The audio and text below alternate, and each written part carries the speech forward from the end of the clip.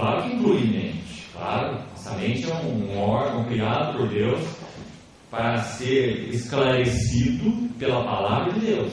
Sem Deus, a mente está entenebrecida, como Paulo fala em Efésios. Mas o conhecimento não para aqui. No mundo físico, a distância entre a mente e o coração não chega a 50 centímetros. Mas no mundo espiritual, é a distância entre o inferno e o céu. Nós podemos guardar as verdades na mente e só temos por meio delas aridez e condenação. As verdades de Deus devem ganhar lugar no nosso coração, atrair, mover tudo que é em nós. Mente, vontade, emoções, consciência, nosso espírito, alma e até corpo. Tudo que é em nós responde a esse chamado do Senhor. Esse é o conhecimento para o qual nós somos chamados. Até que todos cheguemos à unidade da fé e do pleno conhecimento, Efésios 4:13, do Filho de Deus. Esse é o tesouro. Isso é o que olhos viram, olhos não viram, ouvidos não ouviram. Que nem jamais penetrou no coração humano. Que foi dado como depósito para a igreja. Que povo peculiar, né? Não temais, ó pequenino rebanho, porque agradou ao Pai dar-vos o seu reino. Isso não é uma pequena coisa.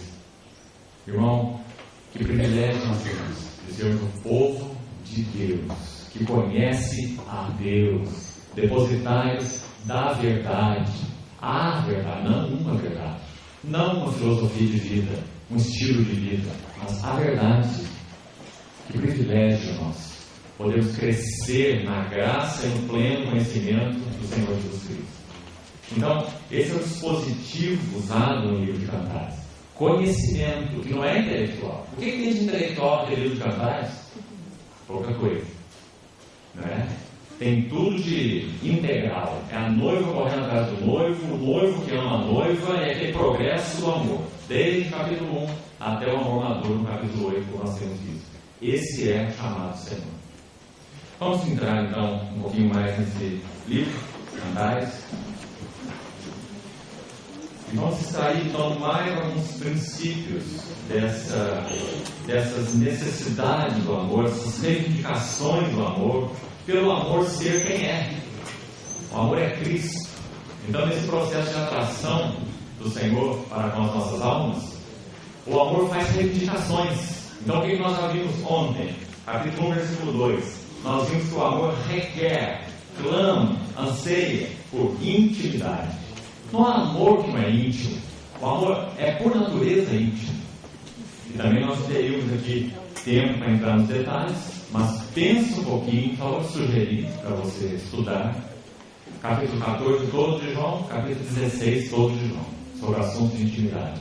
E você vai ver como a Trindade vive. Você vai ver que o Pai vive para o Filho, você vai ver que o Filho vive para o Pai. Você vai ver que o Pai habita no Filho, e que o Filho habita no Pai, pelo Espírito. O amante, o amado e o amor. Você vai ver que na Trindade, a palavra usada por alguns eruditos, para descrever, para tentar descrever, né? Quem de nós é capaz de descrever esse relacionamento do Deus triuno em si mesmo? Mas houve uma tentativa pela palavra pericoresis. A palavra peri, ao redor. Peri. E coresis. A palavra corea significa dança. Então essa palavra foi usada para falar algo do relacionamento pleno, perfeito, autoconsistente, autossuficiente da Trindade, das pessoas da Trindade entre si, o único Deus que subsiste em 3 pessoas. Pericorese, dança ao redor. Porque esse é o nome de uma dança grega, onde aqueles círculos, 2 círculos se formam, um interno e um externo, e um círculo gira para um lado, outro círculo gira para o outro lado. E no momento daquela dança, as pessoas param e o círculo de fora abraça o círculo de dentro, cruzam os braços. Aquela dança se chama pericoese, dançar ao redor. Então, esse foi um termo usado para tentar descrever a dança de Deus. O Pai habita no Filho, o Filho habita no Pai. O Pai entrelaça no Filho, o Filho entrelaça no Pai. Quem me vê a mim, vê o Pai. Quando o Senhor Jesus ora em João 17, ele diz assim: como és tu, ó Pai, em mim e eu em ti, também sejam eles em vamos vendo? Para o que nós somos chamados? Para a dança da verdade. Também sejam eles em nós. E sabe o que acontece? Na medida que eles vão experimentando isso, eles e nós, para que o mundo creia que tu me enviaste. Sabe por que o mundo não tem visto o poder de testemunho na igreja? Porque a igreja não tem habitado nesse lugar. A igreja tem habitado no academicismo, a igreja tem habitado na letra, a igreja tem habitado na religião, a igreja tem habitado em diversas coisas, no mundo, né? Até no mundo. Mas nós somos chamados a habitar no seio do seu amor, na Trindade, por meio da pessoa do Filho. Quanto mais nós habitamos nesse Deus, como falamos ontem já, e anteontem, 2 vezes, habitai em mim, eu habitarei em vós. Quanto mais nós vamos descobrindo isso e sacando esses volumes dessa biblioteca eterna, Cristo, conhecendo, mais nós vamos tendo poder de testemunho, poder de influência. O Senhor falou: vós sois a luz, mas ninguém acende uma candeia para colocar debaixo do velador. Não é? Você vê a coerência desse assunto por toda a Bíblia?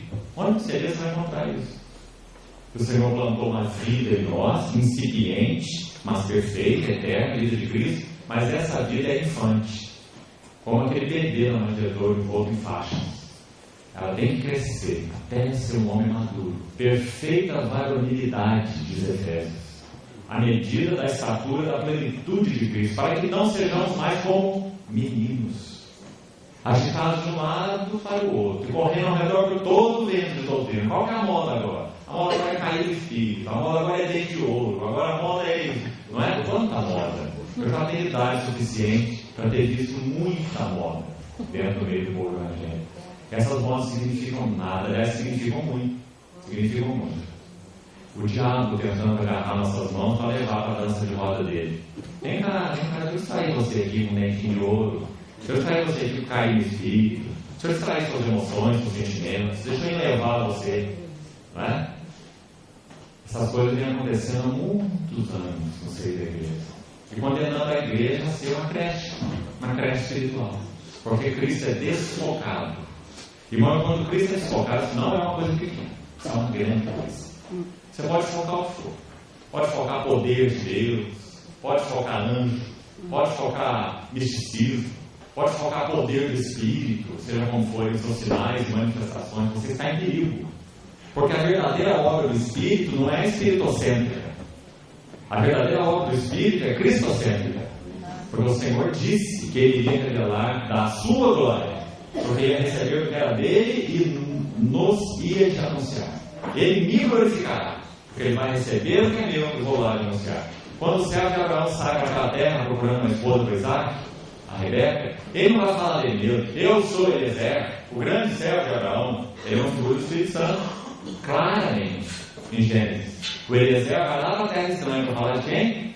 Do Isaac, que é a figura de Cristo. Olha, eu sou um servo. Sabe quem é Isaac? Isaac é o filho de Abraão. Cristo, figura de Cristo. E a ele, Abraão deu tudo o que possui. Então ele foi atraindo no coração de Rebeca para Isaac. Esse é o papel do Espírito Santo. Eliezer, o servo de Abraão.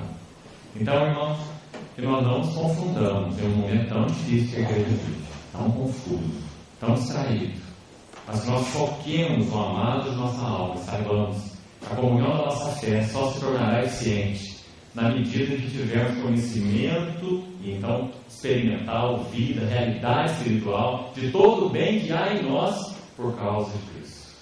Comunhão eficiente, edificação. E aquele texto de Efésios continua essa colocação de uma forma tão linda. Ele diz que fazendo isso, não sendo meninos agitados, correndo, agora é isso, agora é aquilo, a outra moda, mais uma moda, ele conclui dizendo assim: não, nós vamos estar alicerçados pelo auxílio de toda junta e todo ligamento. Esse corpo vai crescer, o crescimento que procede dele. É assim que ele termina lá, o capítulo 4, no verso 16. Efetua edificação de si mesmo em amor, desde que o foco seja Cristo. Do contrário, meninos correndo, meninos correndo. Está realmente na hora de nós deixarmos essa posição. Nós vimos diante do Senhor e reconhecermos: Senhor, nós somos esse povo. Mas muito obrigado, porque a tua vida foi plantada em nós. E a tua vida não é vida de cisão, a tua vida é vida de integração. Então, Eu peço, Senhor, que vá amputando. Conscientes do que significa uma amputação. Uma amputação não é uma cirurgia reparativa, não, é uma cirurgia extirpativa. Ele vai amputar, mas você vai ver a bênção disso. Você vai derivar a vida dele e somente dele. Essa alegria que nós cantamos aqui, a alegria de Filipenses, essa alegria é marca de maturidade. Não é emocional, não é sentimental, não é circunstancial. Paulo, quando escreveu sobre essa alegria, ele escreveu para uma igreja que, quando ele passou por lá, Filipos, ele teve seus lombos bem rasgados lá naquela cidade e jogado lá na cadeia junto com Silas, né, o cooperador dele. Diz a palavra que à meia-noite eles estavam adorando a Deus. Então, as portas da prisão se abriram, ele pregou o evangelho para o carcereiro, os irmãos conhecem a história. Atos 16. Essa igreja que vai falar sobre alegria. Então, irmãos, a alegria é marca de maturidade. A alegria é um poço. Quando nós conhecemos o Senhor, nós tomamos água da beira, superfície. Mas à medida que o Senhor vai trabalhando nossas almas, amputando os nossos tentáculos, nós vamos encontrando a alegria mais fundo, a alegria mais fundo, a alegria mais fundo. E sabe o que vai acontecendo? Essa alegria se torna intocável. Você consegue ver Filipenses de outro jeito? Não tem outra maneira de você ver isso.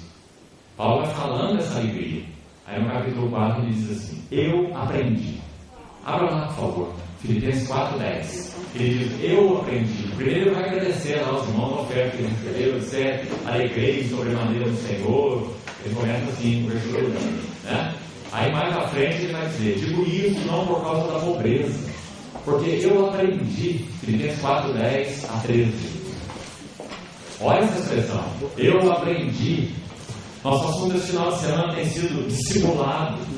A questão não é que Paulo tinha apenas a vida de Cristo, isso nós também temos.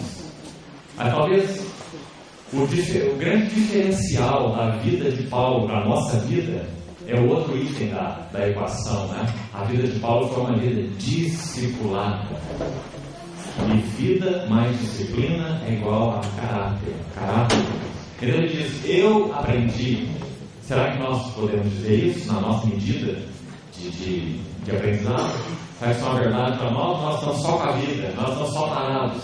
Paulo diz: eu aprendi, é um processo, a viver contente em toda e qualquer situação. Então nós achamos que a pessoa, simplesmente porque nasceu de novo, ela estampa aquele sorriso cristão profissional assim no rosto, né? Vai de orelha a orelha, ele veste aquele sorrisão assim toda vez que vai para a reunião, né? Isso é alegria, isso é testemunho, isso não tem realidade, isso é água da superfície.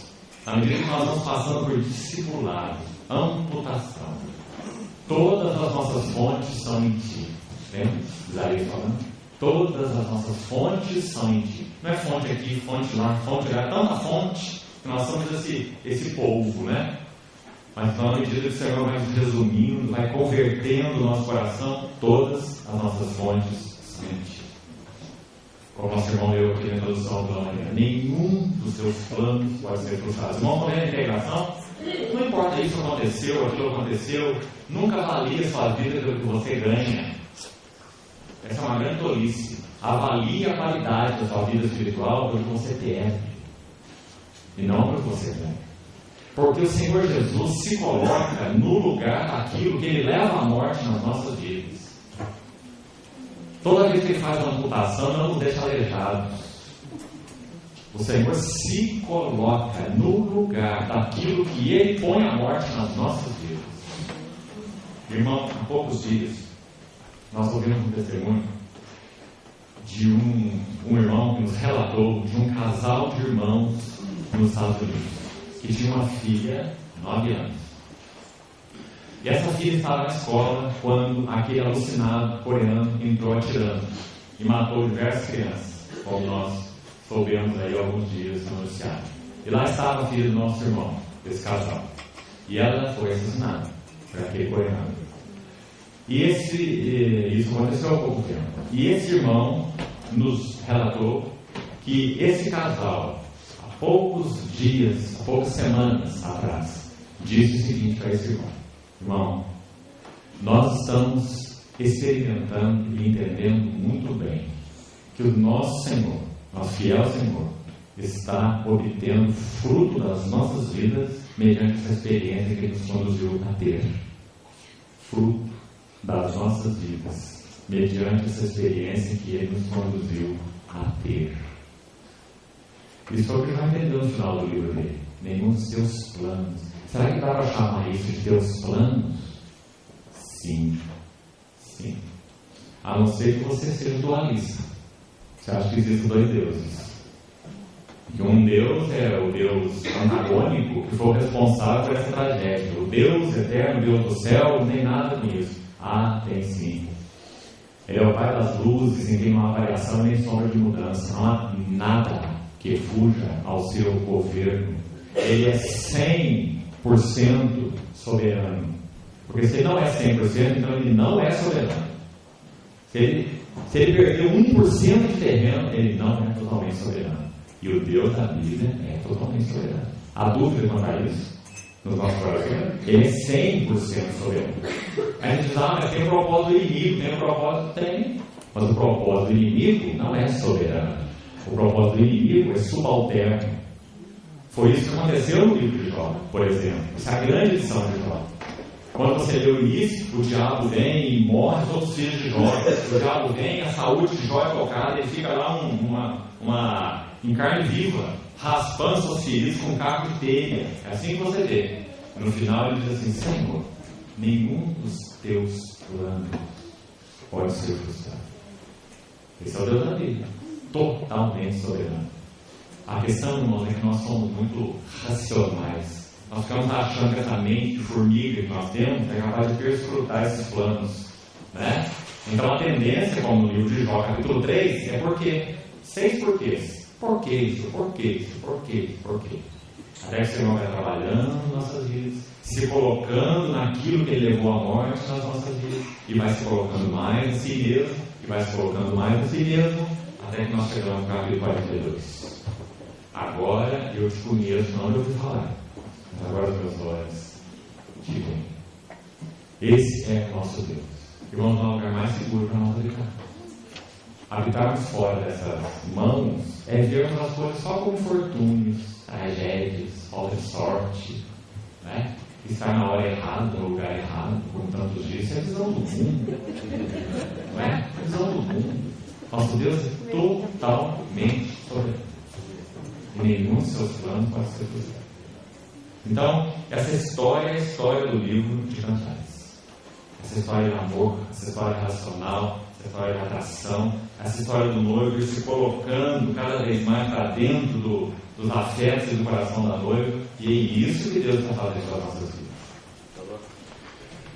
Então, primeiro item que nós extraímos aí como reivindicação do amor é intimidade. Através do capítulo 1, versículo 2. Depois nós fomos ao versículo 4 e extraímos, e também o verso 7, e extraímos o princípio da liderança, que o amor requer liderança. A noiva, por 2 vezes, ela pede essa liderança. Ela diz: leva-me após ti. Não é o contrário.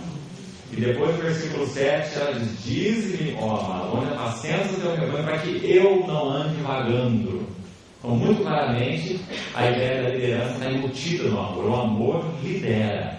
Porque o amor expressa essa qualidade de governo, essa qualidade de liderança.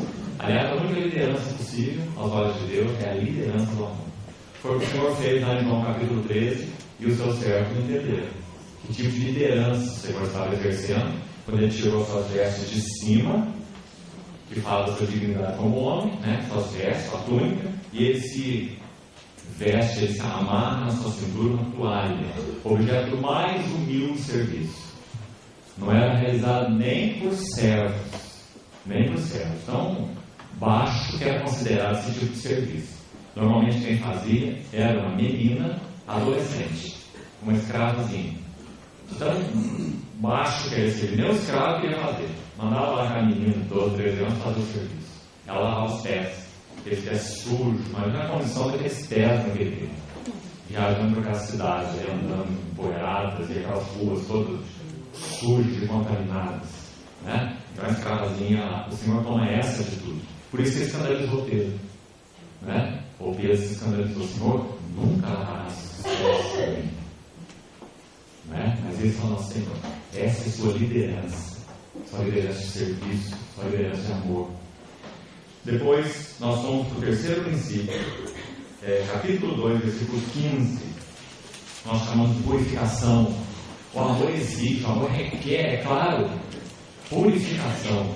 Para que nós sejamos lavados. Efésios 5 diz: purificou a igreja pela lavagem de água pela palavra. Né? Então o amor requer purificação. Apanhar as raposinhas que devastam o vinhedo. Nós só chegaremos à maturidade do amor quando nós levarmos nossa vida relacional a sério, com Deus e uns com os outros. Não permitamos que tijolo após tijolo vá sendo colocado nesse vínculo relacional. Né? Nem com Deus, sempre com Deus em primeiro lugar, sempre e com o nosso cônjuge. Isso é tão frequente na vida conjugal, por exemplo. Os tijolinhos vão sendo colocados, né? E com alguns anos de vida relacional, um de cada lado do muro. E tem que gritar tão alto porque o outro do lado mal consegue ouvir. Né? Porque as raposas não foram apanhadas, nós não respondemos ao princípio de Deus. Então não há como ficar gozo, porque Deus é um Deus de princípios. Ele estabeleceu os princípios para que nós experimentemos o gozo. Se nós quebramos os princípios, nós não temos o gozo. Né? Então esse princípio da purificação do amor é muito, muito importante. Também falamos um pouco ontem. Qual o principal instrumento de Deus para essa purificação? A palavra. Lavagem de água pela palavra. Efésios 5. Também citamos Efésios 4, 11. A palavra não sai da vossa boca nenhuma palavra torpe, mas se unicamente for boa para a edificação e transmite graça aos que ouvem. Né? Usando, por exemplo, a questão da vida relacional, a questão da comunicação. Mas esse princípio abrange todas as questões. Né? Esse foi o terceiro. Depois fomos para o quarto, capítulo 4, versículo 12, onde nós paramos. Jardim fechado és tu, essa linda figura que expressa também um lindo princípio. E talvez nós possamos abordar um pouquinho mais desse princípio hoje. Jardim fechado, manancial, recluso e fonte selada. Vamos abrir nossas Bíblias em 1 Coríntios, capítulo 6. Vamos olhar um pouquinho desse princípio lá.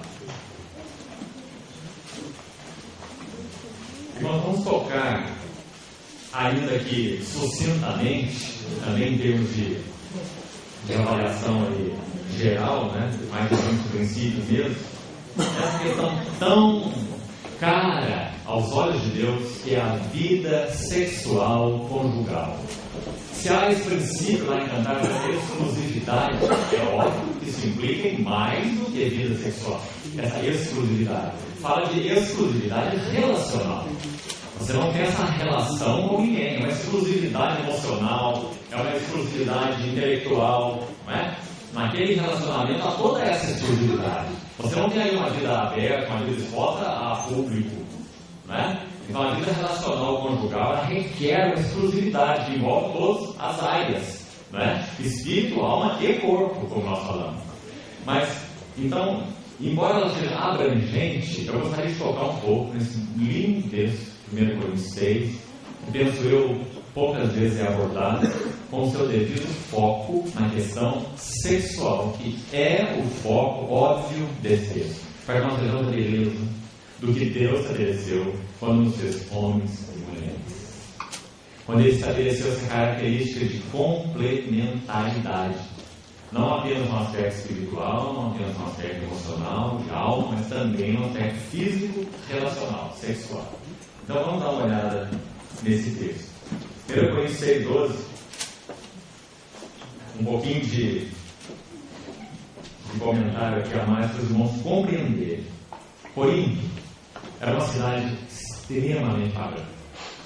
Corinto tinha um templo onde Deus pagou. E esse templo era dedicado a Apolo. E nesse templo, segundo a história, havia 1000 prostitutas cultuais. Então, e não era diferente em Éfeso, onde havia o templo de Diana, Diana dos Efésios. Então, o que é um culto pagão, um culto não ao verdadeiro Deus? Ele é um misto de idolatria né? Então é uma falsidade espiritual e uma orgia sexual. Observe que as duas coisas andam juntas. Isso nos fala muito, sabe por quê? Porque antes de praticarmos um adultério físico, nós já praticamos um adultério espiritual. Será que isso é verdade? Salmo 51. Davi. Não precisa abrir o texto. A gente vai ler Coríntios. Você conhece o Salmo. Confissão de Davi. Depois você examine com cuidado. Quando Davi vai falar sobre o seu adultério com Batseba. Lembra? O que ele diz? Logo no início do Salmo. Pequei contra ti. Adultério espiritual. Contra ti. Então é interessante esse somente aí, né? Parece que Batseba não foi nem envolvida, né? Contra ti somente. Mas não, Davi entendeu tudo. Onde foi que ele adulterou? Onde foi que ele se alienou? Porque todo adultério horizontal é consequência de um adultério vertical, um adultério espiritual. Então, quando o apóstolo Paulo vai nos ajudar nesse texto tão lindo, inspirado pelo Espírito Santo, sobre vida sexual, agora, beleza, significado, ele vai nos colocar alguns princípios tão maravilhosos. E ele está orientando os irmãos que possivelmente tenham vindo de uma história bastante promíscua. De uma história promíscua. Então ele vai dizer assim, no capítulo 6, versículo 12: todas as coisas me são lícitas, mas nem todas convêm. Todas as coisas me são lícitas, mas eu não me deixarei dominar por nenhuma delas. Os alimentos são para o estômago e o estômago para os alimentos. Preste atenção aqui nessa frase. Se você estudar o contexto com cuidado, possivelmente, muito provavelmente, Paulo está usando uma frase dos pré-gnósticos. Já que o gnosticismo, como filosofia, é reconhecido a partir do século II. Mas os princípios, as sementes da ideia da visão gnóstica, obviamente estavam presentes nos centros apostólicos. João, quando escreve a epístola dele, ele escreve claramente quando o docetismo, que é um ramo do gnosticismo.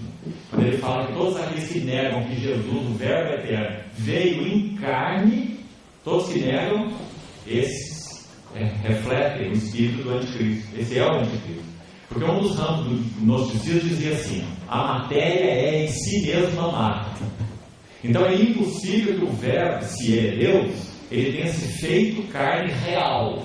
Um homem real, de carne e sangue, porque a matéria é má. Deus não pode se misturar com a matéria. Então João diz assim: olha, aqueles que dizem que o Verbo não se fez carne e habitou entre nós, esse é o espírito do anticristo. Porque a matéria não é essencialmente má. Ela se tornou má por causa do pecado. E o Senhor Jesus, quando foi concebido, ele não foi concebido em pecado. Não é? A Bíblia diz que nele não existe pecado. Que ele foi tentado em todas as coisas, a nossa semelhança, mas sem pecado. O homem não foi criado com pecado, mas sem pecado. Tudo que Deus criou é bom. Então a matéria não é essencialmente má. Como diz a doutrina gnóstica, a doutrina eubiótica, a doutrina teosófica dos nossos dias atuais, inclusive.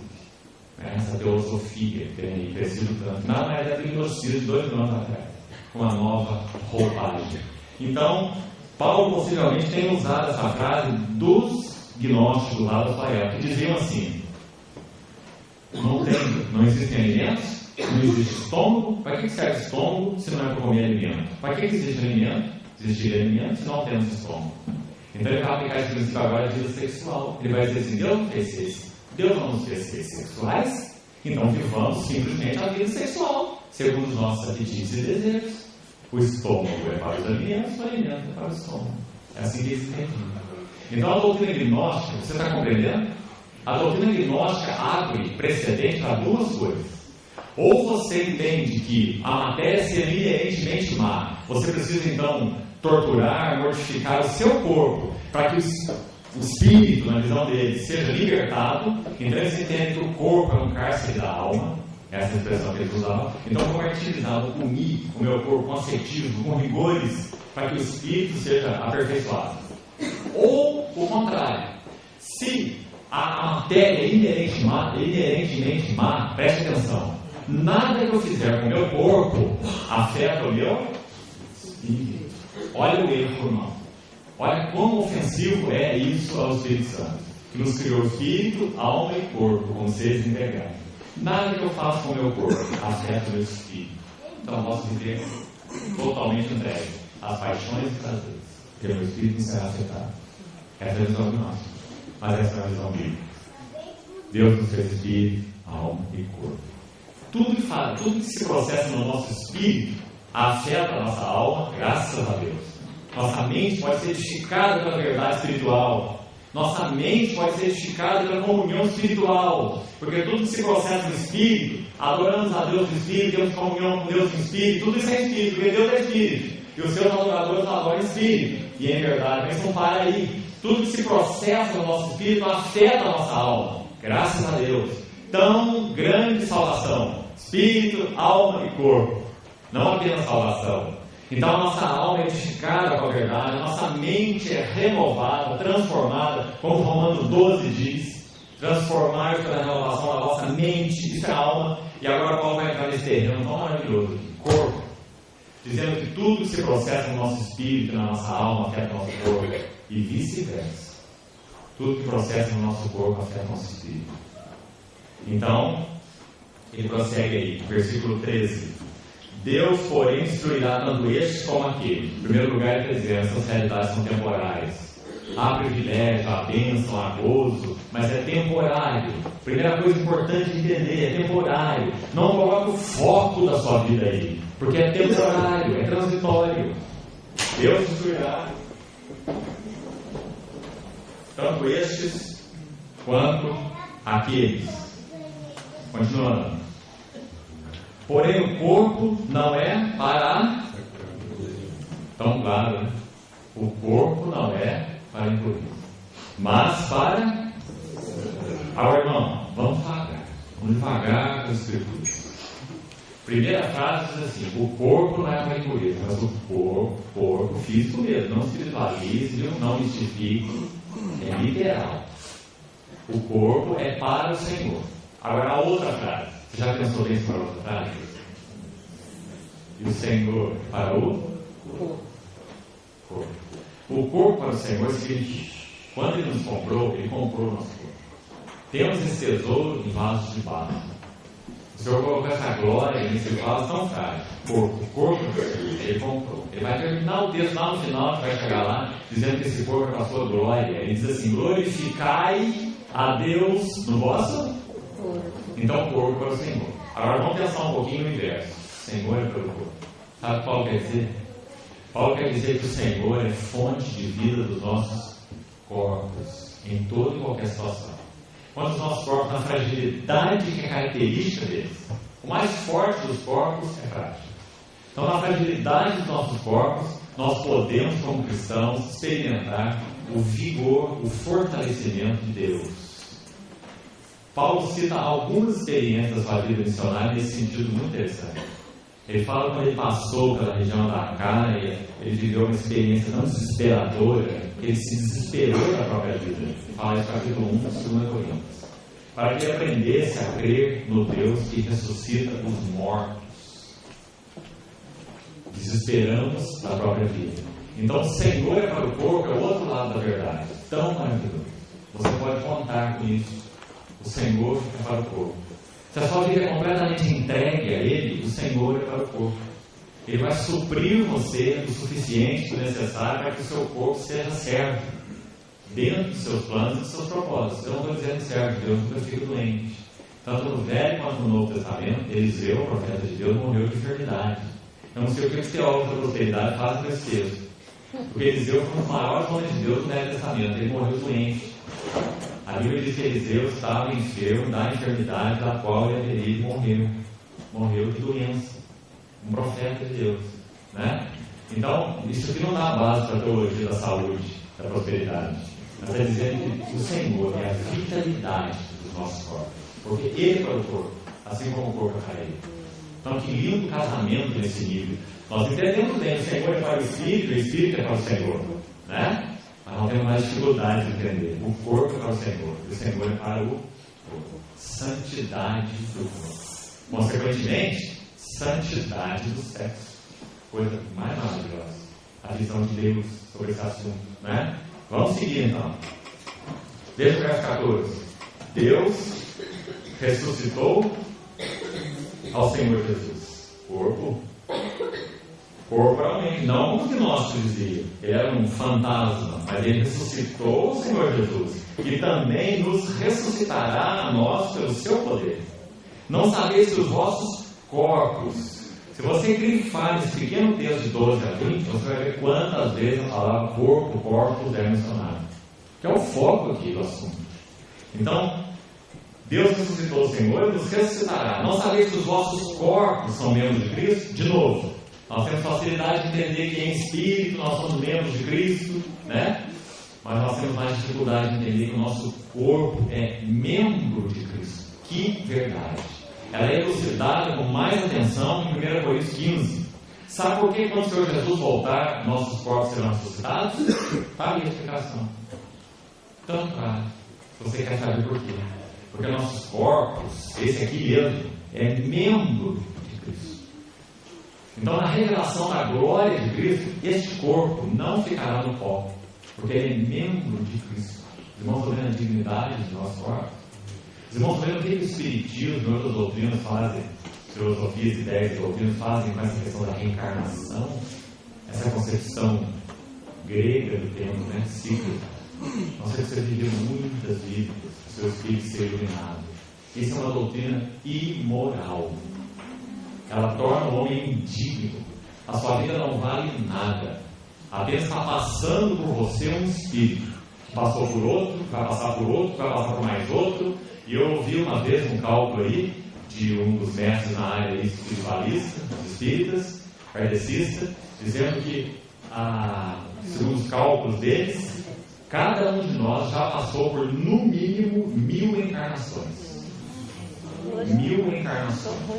Nosso corpo não é nada, não vale nada. É um copo descartável. Você toma sua água e joga no lixo. Isso é uma doutrina imoral. Imoral. Porque a Bíblia está dizendo que o Senhor nos criou corpos, espírito, alma e corpo. E Ele concedeu dignidade aos nossos corpos. Ele nos fez indivíduos. Ele nos deu uma personalidade. E nós viveremos diante dele eternamente, sabendo quem nós somos, sabendo quem Ele é. Apocalipse 2 diz que na nossa fronte estará escrito o nome dele. E os seus servos servirão e contemplarão a sua face. Esse é o capítulo. Então, irmãos, é isso, confere dignidade à nossa vida física. Por mais pequena que ela seja, 70 ou 80 anos, ela se reveste uma dignidade eterna. Será que nós temos visto nossas vidas sobre esse prisma? Nós achamos também como o mundo, que não é nada, que é passageiro, vamos aproveitar, vamos viver, vamos fazer o máximo que pudermos, ganhar o mais dinheiro que pudermos, viver o mais lazer que pudermos, o mais prazer que pudermos. Né? Essa é a visão mundana. Vamos continuar. Não sabeis que os nossos corpos são membros de Cristo? Então, verso 14. Assim como Ele ressuscitou o Senhor, Ele ressuscitará a nós, porque o nosso corpo é membro dele. E eu, porventura, tomaria os membros de Cristo e os faria membros de meretriz? Absolutamente não. Ou não sabeis que o homem que se une à prostituta forma um só corpo com ela? Porque, como se diz, serão os dois uma só carne. Mas aquele que se une ao Senhor é um espírito com Ele. Então veja aí, comunhão no espírito, comunhão no corpo, alma, consequência. É a fusão de espírito e corpo que gerou a alma. Deus formou o homem do pó da terra, corpo, soprou sobre ele espírito de vida, lá em Gênesis. E o homem foi feito alma vivente. A fusão do espírito, do sopro de Deus, com o corpo do pó, produziu a alma. Não é? Então aqui ele toca no espírito e corpo. O verso 18 vai nos ajudar mais um pouquinho. Fugir da impureza. Qualquer outro pecado que uma pessoa cometer é fora do corpo. Mas aquele que pratica imoralidade peca contra o próprio corpo. Vamos com cuidado agora. As Escrituras estão nos autorizando a selecionar e diferenciar o pecado ou a imoralidade sexual de qualquer outro tipo de pecado. Qualquer outro pecado é fora do corpo. Um assassinato é fora do corpo. Por mais grave que isso seja, por mais consequências que isso traga, Nós vamos falar sobre isso, é óbvio. Eu não estou banalizando os outros pecados, fazendo o contrário. Eu estou mostrando a seriedade de sermos quem somos, espiritual e corpo, comprados pelo Senhor. Então ele diz: qualquer outro pecado é fora do corpo, mas aquele que pratica a imoralidade peca contra o seu próprio corpo. Seria mais ou menos como um grande corte, que depois seja tratado, curado, e os pontos, faça o que tem que fazer, muito bonitinho. Mas se não fosse aí todos os imensos recursos das cirurgias plásticas de hoje, que às vezes nem com eles se resolve, né? Você teria a cicatriz. Não dói, não tem pulso, não tem inflamação, está sarado, mas tem cicatriz. Porque qualquer outro pecado é fora do corpo.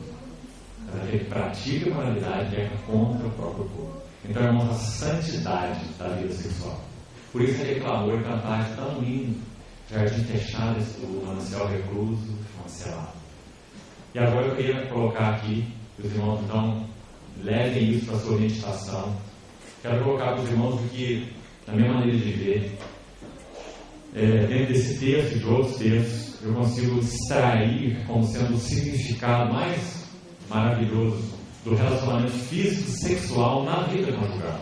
Irmão, sabe como eu consigo contemplar isso à luz das Escrituras? Que Deus nos deu o privilégio de viver um antegozo, um anticlímax, de uma forma limitada, mas do que nós viveremos em espírito, plenamente, desse gozo relacional da comunhão de Cristo com a sua igreja. Ele nos deu uma pequena amostra, uma pequena experiência, através do vínculo conjugal sexual. Nós podemos ter alguns confortos. Como diz a palavra lá no início do texto, o Senhor destruirá tanto estes como aquele. É transitório, é provisório. O Senhor nos deu a bênção de, nesse relacionamento singular, poder experimentar um pouquinho do que Ele nos considerar no relacionamento eterno, comunhão entre eles e igreja. Porque foi Deus quem nos criou seres sexuais. Quando Ele terminou essa obra, no sexto dia, Ele diz assim, diz a palavra: e viu Deus que isso era não apenas bom, muito bom. Todos os outros dias Ele diz bom, com exceção do segundo dia, quando Ele faz separação entre luz e trevas, onde não há nenhuma afirmação, porque ali tem a ver com a questão da rebelião de Satanás. Depois, quando Ele criou o homem e a mulher no sexto dia, Ele disse: viu Deus que isso era muito bom. Porque de forma especial, você vê, refletia algo que estava no seu coração. Ele criou o homem e a mulher para terem um gozo relacional com Ele, Deus, o seu Criador. Então concedeu a eles, entre eles, uma pequena experiência do que isso significa na sua vida sexual. Então isso dignifica, isso santifica a nossa visão de relacionamento sexual, conjugal. A bênção, a graça que Deus nos deu, né? Então, versículo 19 diz assim: acaso não sabeis que o vosso corpo, de novo, o corpo, é um santuário do Espírito Santo. Santuário. Hebreus 12. Se você quiser abrir esse texto, Hebreus 12, quando cita o exemplo de Esaú, diz que o Senhor julgou Esaú, e que Esaú não encontrou um lugar de arrependimento, mesmo que com lágrimas tivesse buscado, porque ele profanou, porque ele usa essa palavra. Porque o contrário de santo é profano. Por isso diz que o nosso corpo é um santuário. Sabe o que nós podemos fazer com esse santuário? A palavra, a antítese adequada seria essa aí: profanar. Então, quando aqui em Hebreus 12:16 diz: não haja entre vós algum impuro, ou o quê? Profano. Queria falar um pouquinho dessa palavra, dos irmãos. Essa palavra no português, derivada do latim, profanum, que é uma composição de duas palavras. Pro significa ali ao redor, e fane é o templo em latim. Então, profano era uma área que circundava o templo, onde se chegavam aquelas pessoas que não eram adequadas para entrar no templo. Elas eram imundas para entrar no santuário. Então elas ficavam no profano. Vocês estão entendendo? Ao redor do templo. Então o que o autor de Hebreus está dizendo que Esaú fez? Esaú considerou comum o que Deus considerava santo. Porque ele, por um repasso, vendeu o seu direito de primogenitura. Isso era santo. Jacó queria isso a todo custo. Ele foi agarrar, como nós falamos, tudo, até o direito de primogenitura, ele agarrou. Não é? Porque naquele amor desesperado, descontrolado dele, ele também amava Deus. E ele queria a bênção de Deus. E o Esaú, não, o Esaú tinha muita bênção nele mesmo, né? Caçador, perigo, cozinheiro, né? O caçador. Então, quando ele chegou na caça lá, e o Jacó, bom cozinheiro, fez lá os cozinhados de lentilhas, ele falou: tá na minha hora. Então, ele fez uma proposta para Esaú. E Esaú usa uma expressão lá, irmãos, em Gênesis, tão terrível.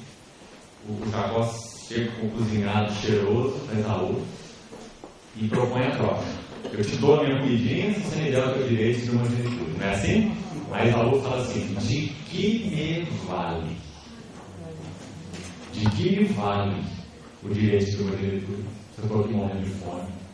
O estômago é para os alimentos, o alimento é para o estômago. Está vendo? Está vendo Esaú gnóstico? Então ele pegou, me dá esse cozinhado aqui, filho, de direito de uma genitura. O que ele vale? Se eu estou aqui morrendo de fome. Então ele profanou. Considerou comum o que era santo. Agora, o que é a imoralidade? O que é a pornografia? Quantos cristãos são atormentados por pornografia, né? Quantos cristãos?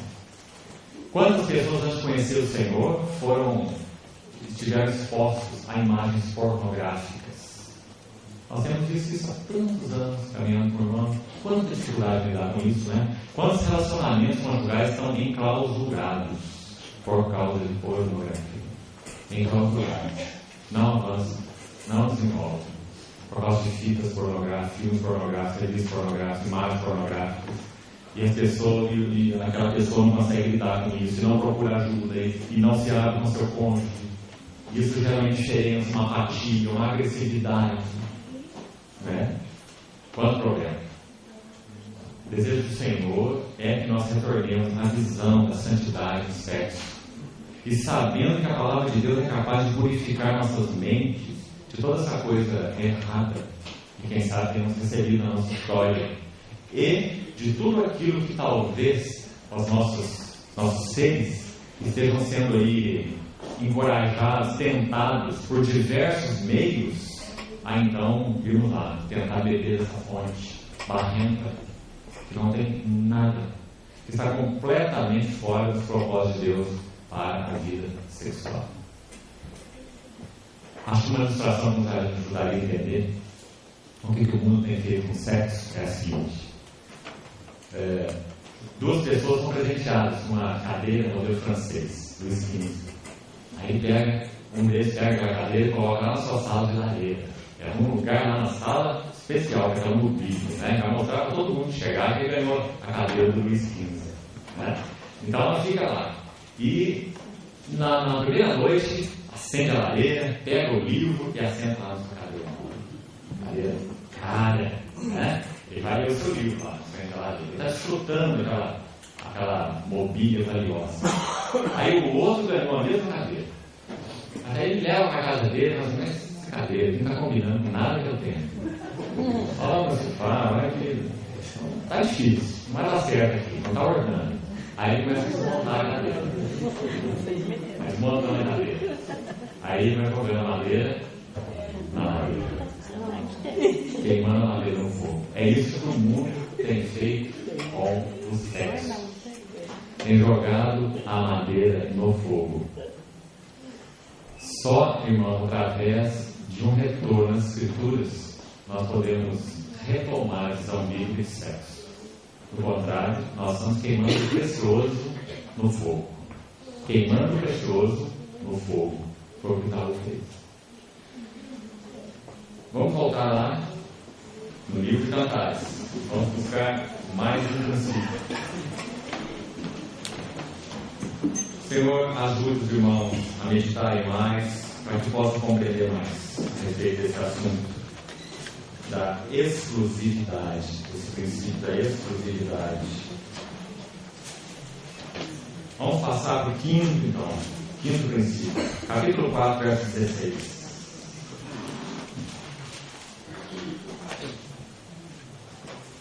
Olha que lindo princípio aí. Levanta-te, vento norte, e vem tu, vento sul, e assopra no meu jardim, para que se derramem os seus aromas. Venha o meu amado para o seu jardim, e coma os seus frutos excelentes. Tá qual o princípio aqui? O amor requer prova. O amor requer ser provado. Observe que a esposa não está apenas submetendo ao vento que vem, ao vento que vai, mas ela está fazendo um pedido muito interessante. Assopra ou levanta-te, vento norte. E o vento norte, aqui no contexto do livro, da história, da geografia, da situação aqui do livro, o vento norte aponta para um vento tormentoso. Era do norte que vinham lá as tempestades e tormentas, na geografia da Palestina. Então, o vento norte tormenta. E o vento sul, o contrário. O vento sul era a brisa do mar. Era o vento refrescante. Então, ela está dizendo, vem tu, vento norte, vem tu, vento sul, e assopra no meu jardim. Vocês não estão vendo o que ela está dizendo? Ela está dizendo que nas nossas vidas, em primeiro lugar, de relacionamento com o Senhor, sempre, em segundo lugar, no nosso relacionamento uns com os outros, e no caso ali, especificamente, relacionamento conjugal, tanto o vento norte quanto o vento sul traz para o nosso jardim o quê? O que está escrito ali? Dá uma olhada.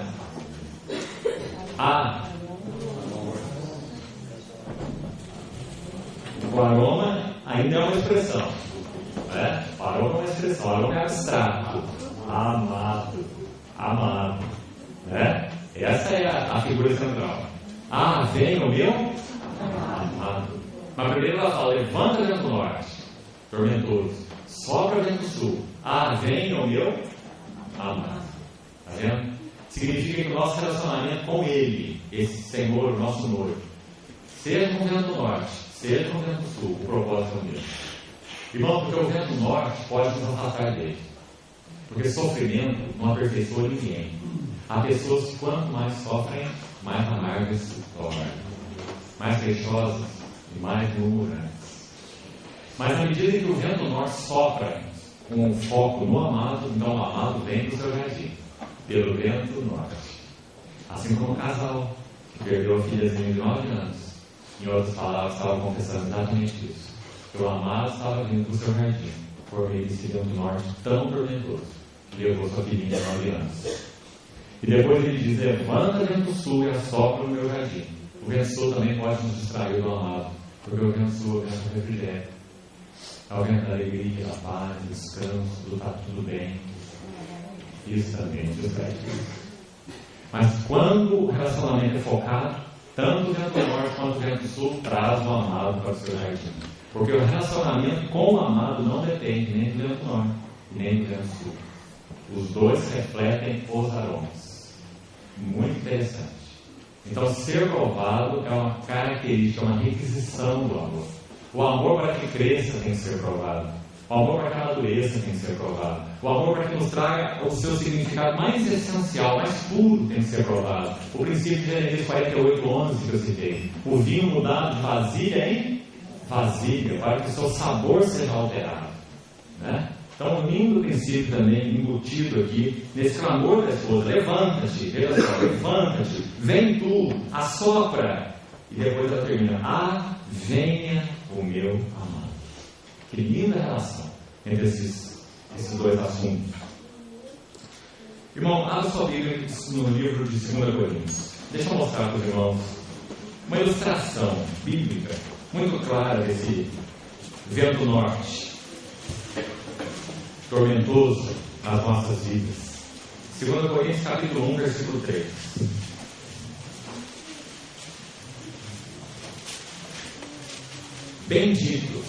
Bendito seja Deus e Pai do nosso Senhor Jesus Cristo. Agora Paulo vai usar um título especial. Não há nada, uma vírgula, um item nas Escrituras que seja por acaso. Paulo vai designar esse nosso Deus por uma denominação especial aí, porque tem a ver com o assunto que ele vai falar. Então ele chama esse bendito Deus e Pai do nosso Senhor Jesus Cristo de quê?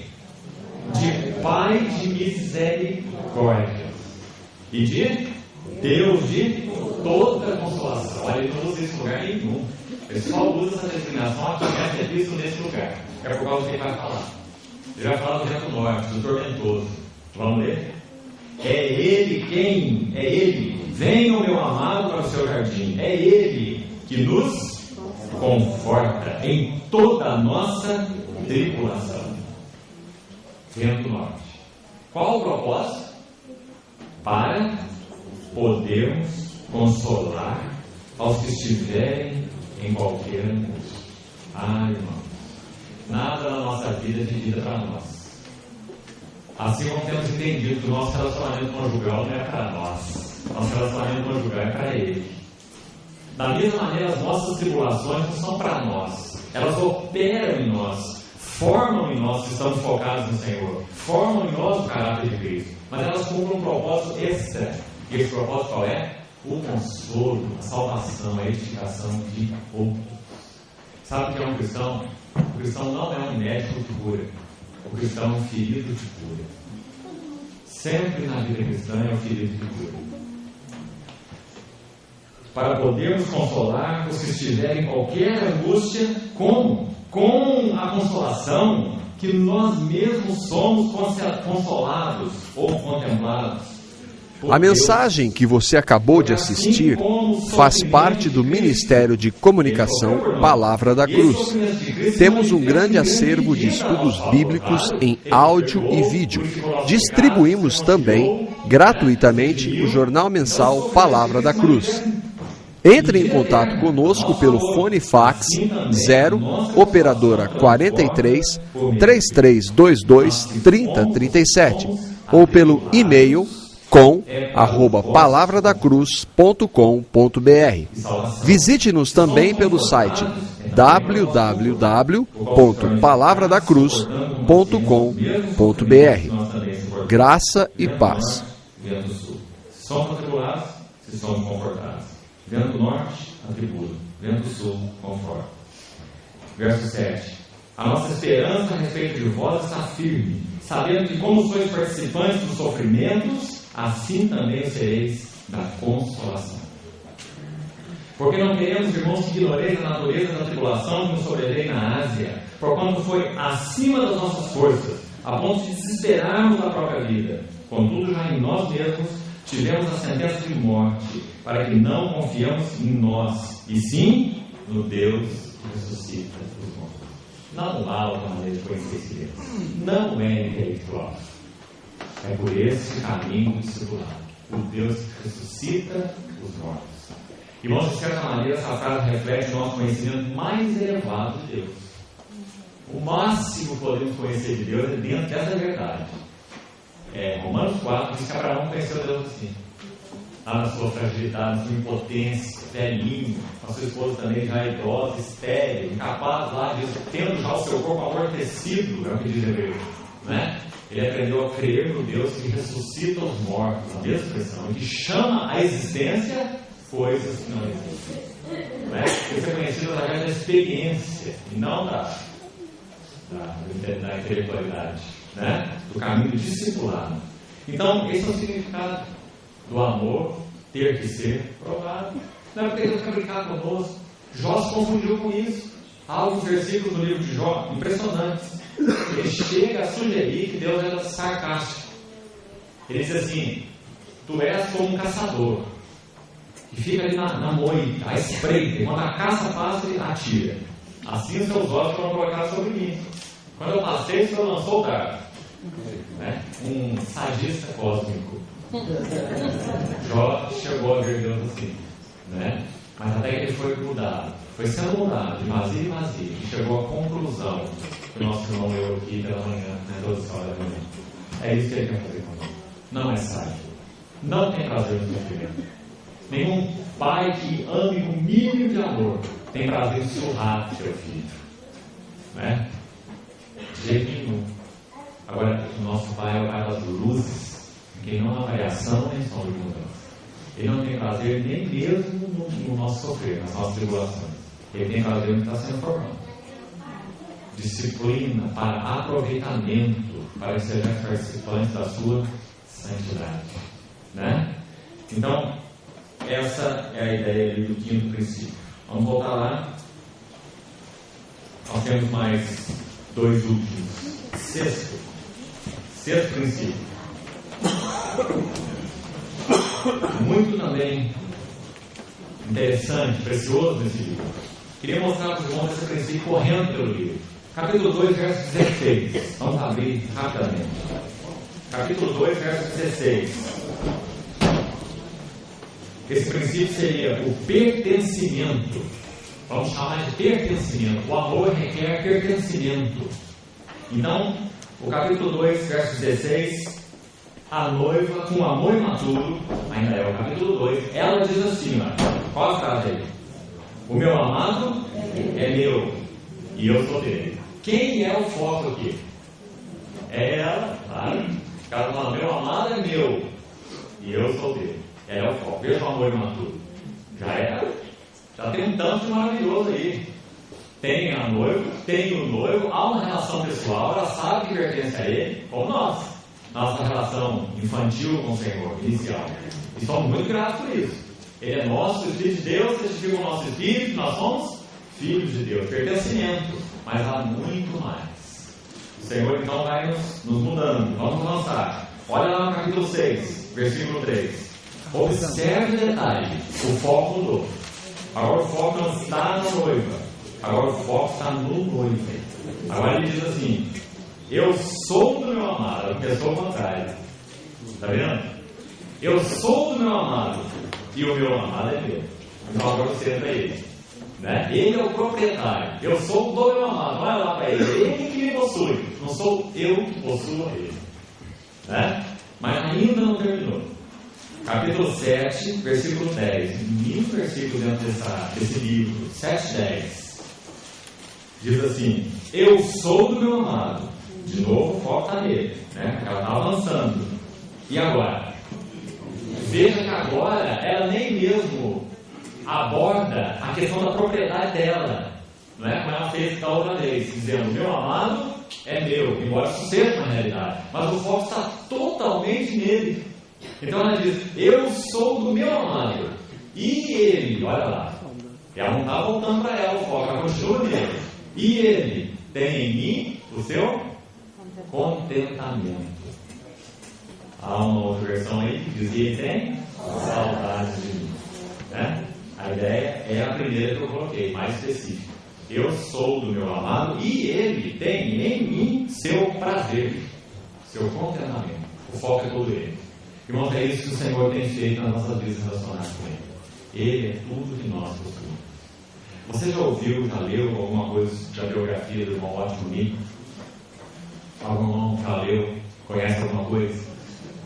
Há uma pequena biografia muito linda dele, chamada Watchman Nee, um homem de Deus. E foi escrito por um dos cooperadores dele, na China, naquela época comunista. Não sabe mais ou menos o contexto, né? Charles Yang.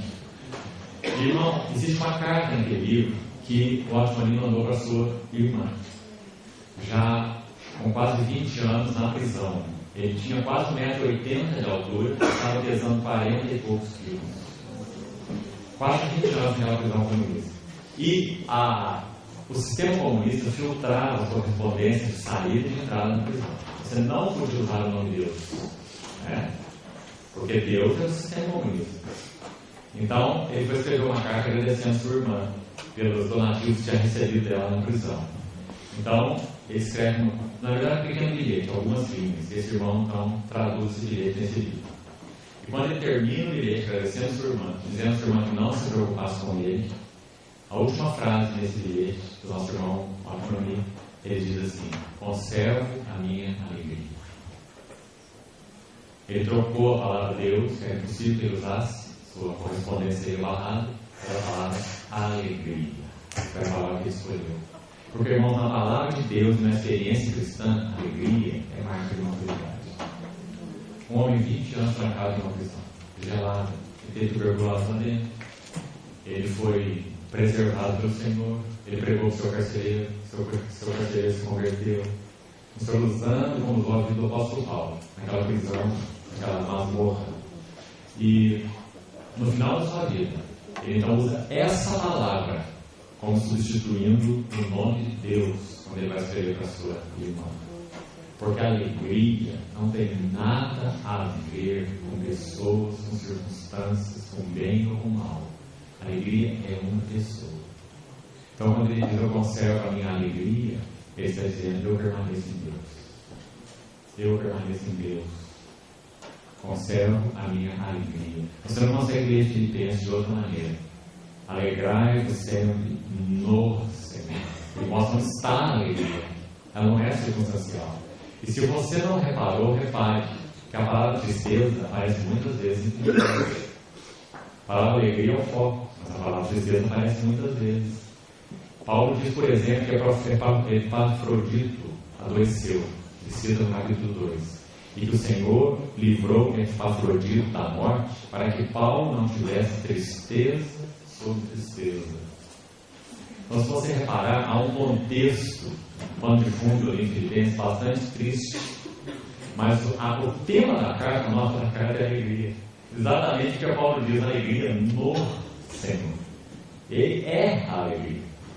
Uma irmã, uma missionária inglesa na China, mais velha que nosso irmão, um ótimo amigo, muito citada por ele nos seus escritos, chamada Margaret Barber.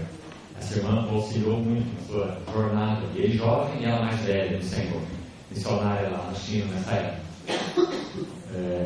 pouco antes da Revolução Comunista. Então, ela dizia para o irmão Mi que nós, filhos de Deus, não temos alegria, que é a alegria que os tem.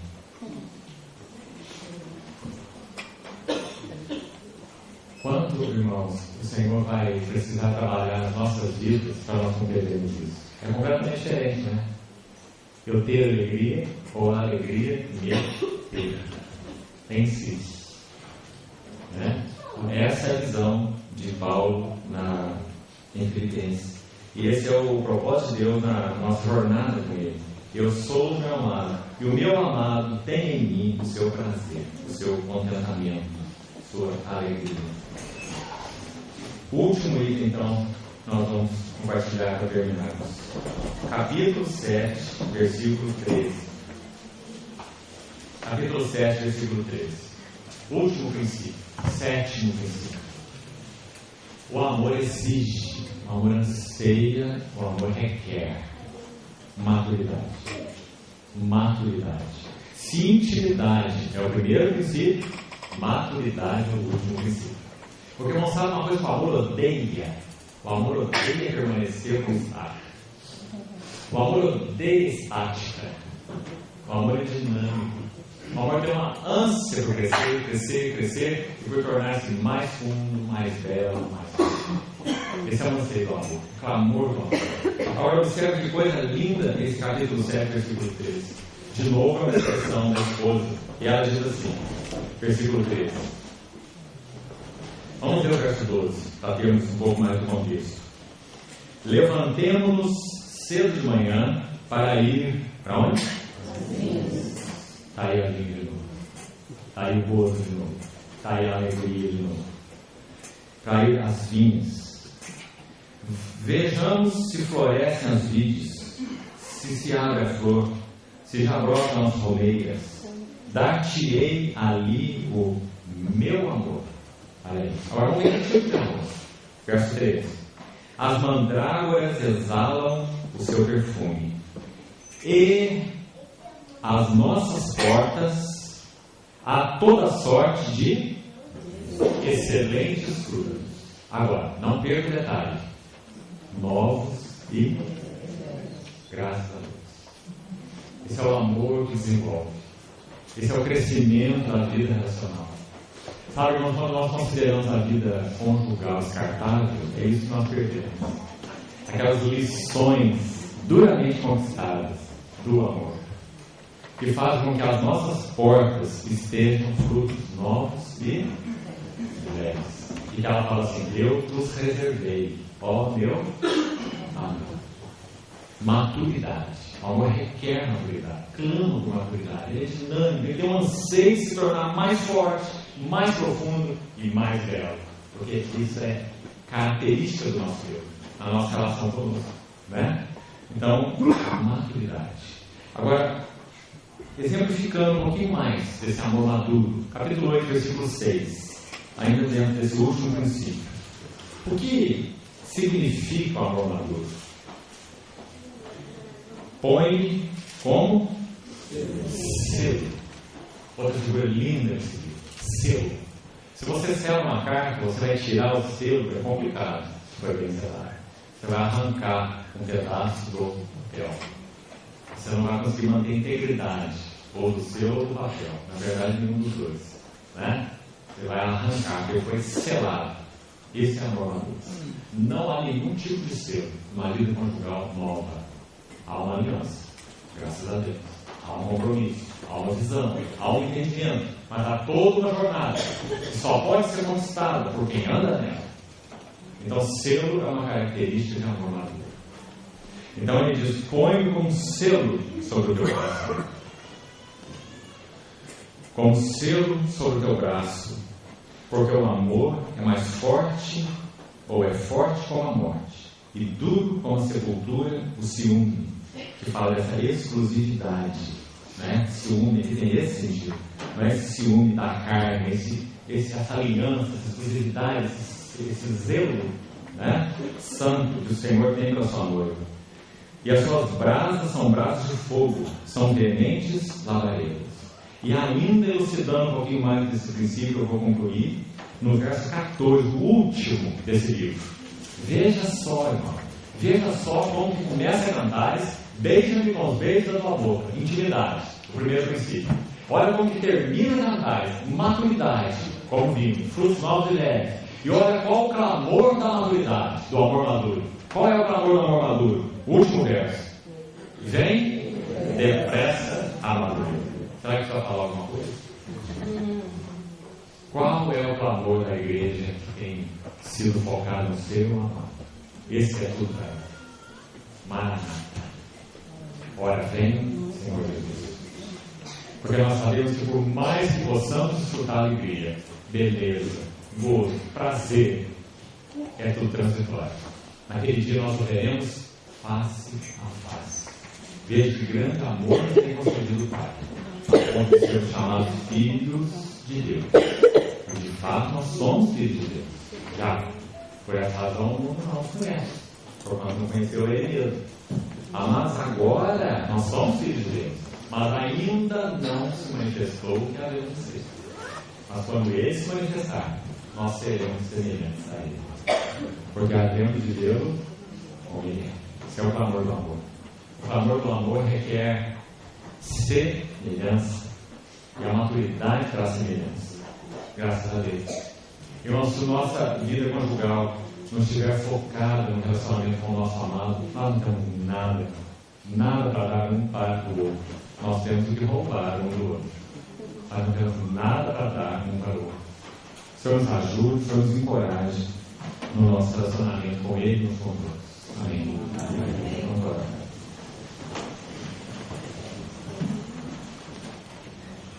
Pai, como podemos agradecer ao Senhor com palavras tão inadequadas, tão pequenas, diante de tudo que o Senhor é e fez por nós em Cristo Jesus. Mas nós queremos te agradecer como podemos. Muito obrigado. Muito obrigado porque o Senhor nos comprou do nada. O Senhor nos comprou de toda a nosso extravio, nosso erro de alvo, nossa impiedade, nossa deformidade. Muito obrigado porque o Senhor tem nos modelado esse molde santo, o molde do teu Filho, lavado a igreja com a tua palavra, com tanto cuidado, com tanta atenção, com tanta diligência, com tanta perseverança. Continua em nós, Senhor. Não nos deixe estáticos. Obrigado porque teu amor é um chamamento.